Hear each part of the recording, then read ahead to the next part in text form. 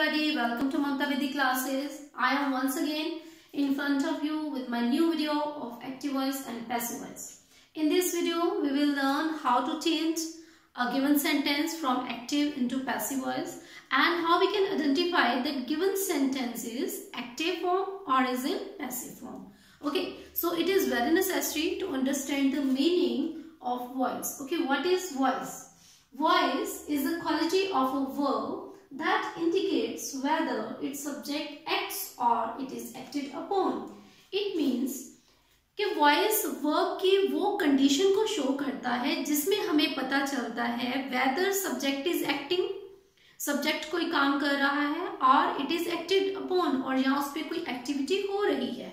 It means कि हमारा जो subject है, ठीक है, वो कोई एक्टिविटी कर रहा है, वो एक्टिव फॉर्म में है या फिर वो पैसिव फॉर्म में है. Okay, so we can say there are two types of voices, active voice and passive voice. Okay, what is the meaning of active? Active means क्रियाशील.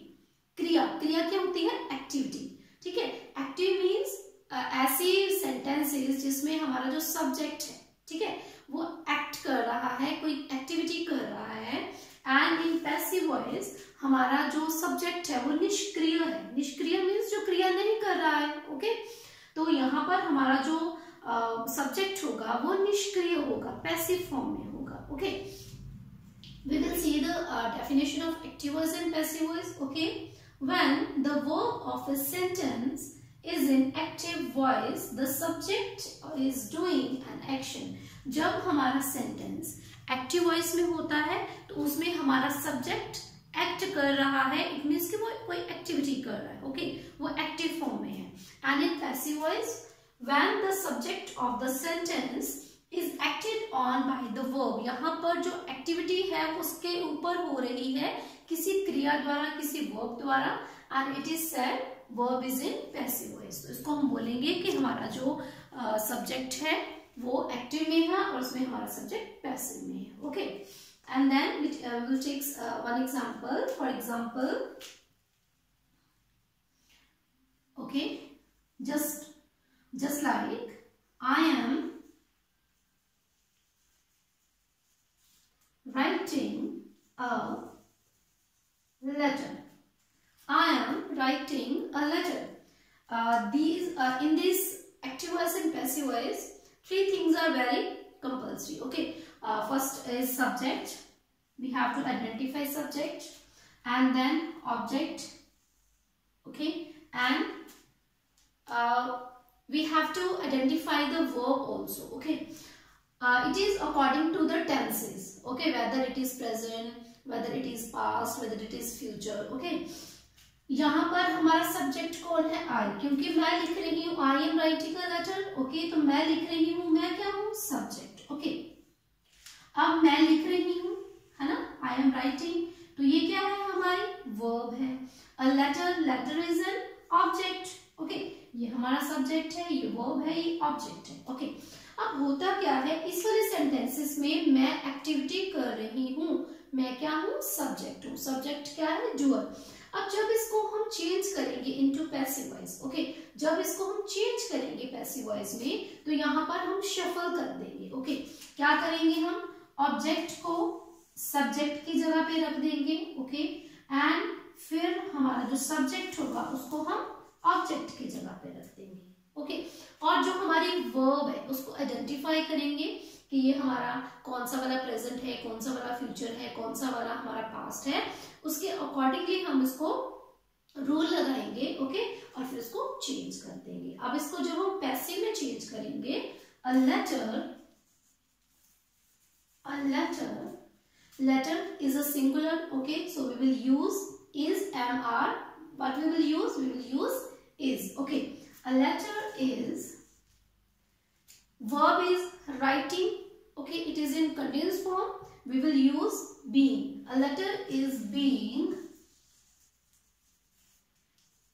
written by me.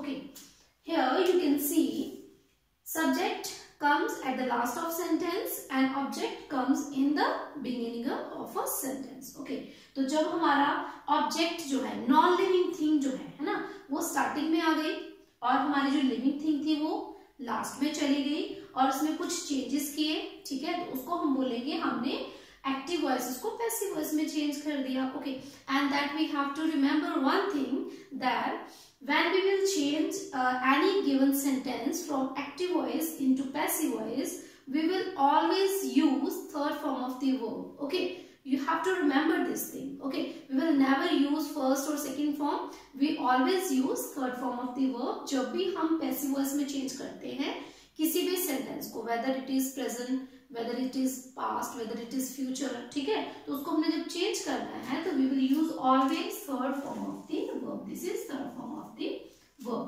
Okay, तो ये थे हमारा कि what is active voice and what is passive voice and what is voice. Okay, next we will move to how we can change a given sentence. Okay, whether it is in present indefinite or past indefinite or future indefinite, okay, into passive voice. Okay, we will do next. Okay,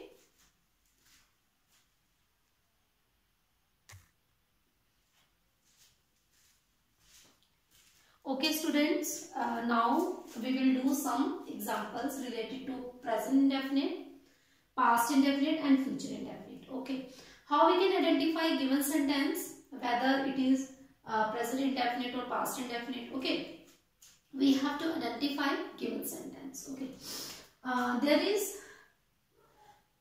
first form of the verb plus s or es when given sentence is in active voice. Okay, or there may be do or does. Okay, plus first form of the verb. अगर हमें कोई given sentence दिया है, ठीक है, तो उसमें first form के साथ एस लगा है या फिर डू डज लगा है, साथ में फर्स्ट फॉर्म लगी है, इट मीन्स कि वो है हमारा प्रेजेंट इंडेफिनिट. ओके, अब हम पास्ट इंडेफिनिट की बात करते हैं. There is second form of the verb if given sentence is affirmative. Okay, if it is in negative और in interrogative form, there is did plus first form of the verb. अगर sentence में second form लगी है या फिर did plus first form लगी है, it means ये है हमारा past indefinite. Okay, we will move to future indefinite. Future indefinite में क्या होता है, देयर इज विल और shall as a helping verb and there is a first form of the verb. Okay, तो ये है इनकी आइडेंटिफिकेशन. अगर ये है एक्टिव वॉइस में, ओके, जब हम इनको चेंज करेंगे into passive voice, what we will use? We will use is, am, are as helping verb and we will use third form of the verb. Okay, as I told you that when we change active voice into passive voice, we always use third form of the verb. Okay, and when we change past indefinite from active voice into passive voice, we will use as a helping verb was or were plus third form of the verb. Okay, and in future indefinite we will use same helping verb will or shall plus be plus third form of the verb. Okay, I think it is clear. Okay, यहाँ पर हमें identification देखनी है. Identification अगर हमें पता हो तभी हम उसको कन्वर्ट कर सकते हैं, तभी उसको हम एज हेल्पिंग वर्ब जो है वो करेक्ट फॉर्म में लगा सकते हैं, अदरवाइज हमसे मिस्टेक हो सकती है. Okay, we will do some examples. Okay, he Yeats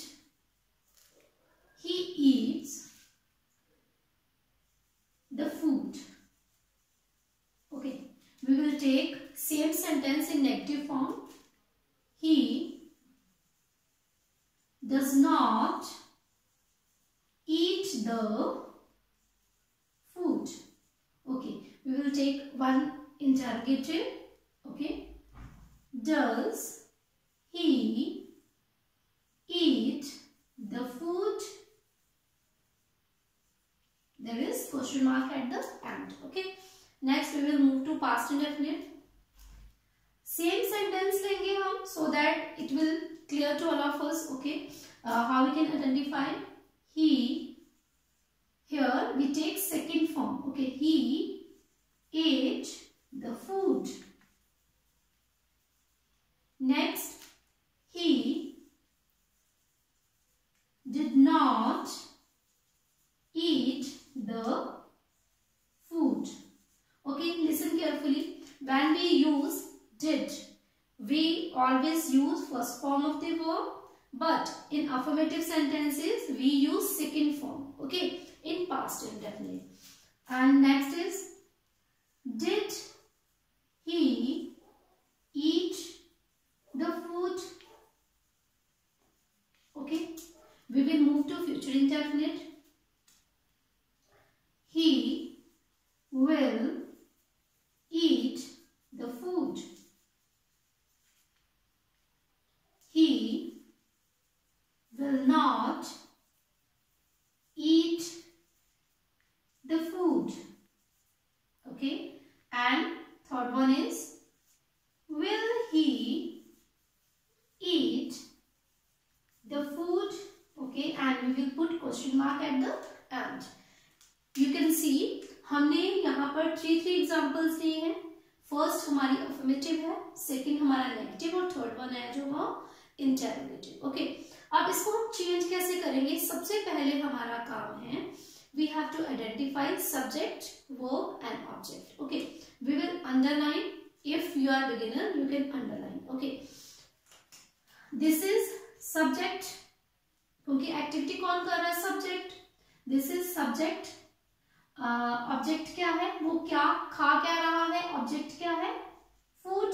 okay, और कर क्या रहा है? ईट. ये होगी हमारी वर्ब. ओके, अब वर्ब से आइडेंटिफाई करते हैं हम हमेशा कि यहाँ पर कौन सी वर्ब लगी है. आप देखिए यहाँ पर वर्ब की फर्स्ट फॉर्म के साथ एस लगा है, इट मीन्स ये कौन सा है? Present definite. ओके, अब सेकंड वाले को देखते हैं हम इसी एग्जांपल को.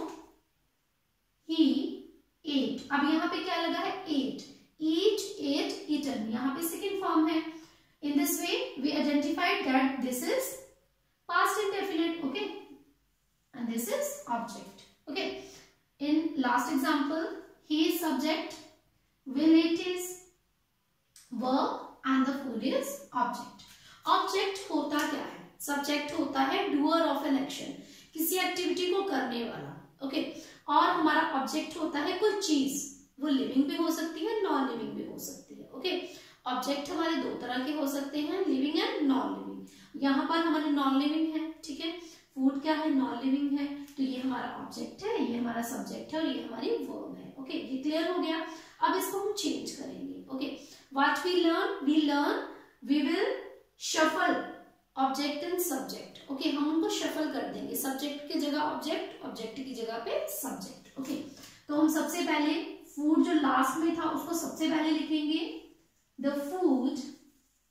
Okay, food is singular. Okay, food is singular because it is uncountable. Uncountable को हम सिंगुलर की कैटेगरी में रखते हैं, फूड को हम काउंट नहीं कर सकते. Okay, the food. अब तीनों में से हम किसको यूज करेंगे?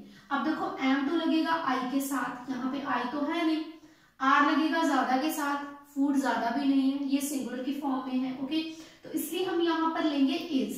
The food is. ठीक है, देन फिर हमने वर्ब लेनी है. वर्ब कौन सी लेनी है? थर्ड. अब ईट की थर्ड फॉर्म आएगी eaten. Eaten. Okay, and then फिर हम यूज करेंगे by. Okay, the food is eaten by. अब किसके द्वारा खाया जाता है? ही. तो ही किस में कन्वर्ट हो जाएगा? हिम में. ही किस में कन्वर्ट हो जाएगा? हिम में. जब हम सब्जेक्ट को ऑब्जेक्ट की जगह पे रखते हैं. ओके, तो होता क्या है? बेसिकली क्या होता है हम इसको डिस्कस कर लेते हैं. अगर सब्जेक्ट में हमारा ही है, ठीक है, तो जब उसको हम ऑब्जेक्ट में कन्वर्ट करेंगे तो वो बन जाएगा हिम. ठीक है, अगर होगा यहाँ पर शी तो वो बन जाएगा हर. अगर होगा इट तो उसका इट रहेगा. अगर यू है तो उसका भी यू रहेगा. ओके, अगर आई है तो उसका मी बन जाएगा. अगर वी है तो वो चेंज हो जाएगा अस में. अगर वो दे है तो वो वो चेंज हो जाएगा them में। ओके, यू भी हो गया, I, we, they, he, she, it. तो इस तरह से जब हम सब्जेक्ट को ऑब्जेक्ट में चेंज करते हैं तो उसमें हम कुछ चेंजेस लाते हैं। ठीक है, तो ये वो हमारे चेंजेस हैं।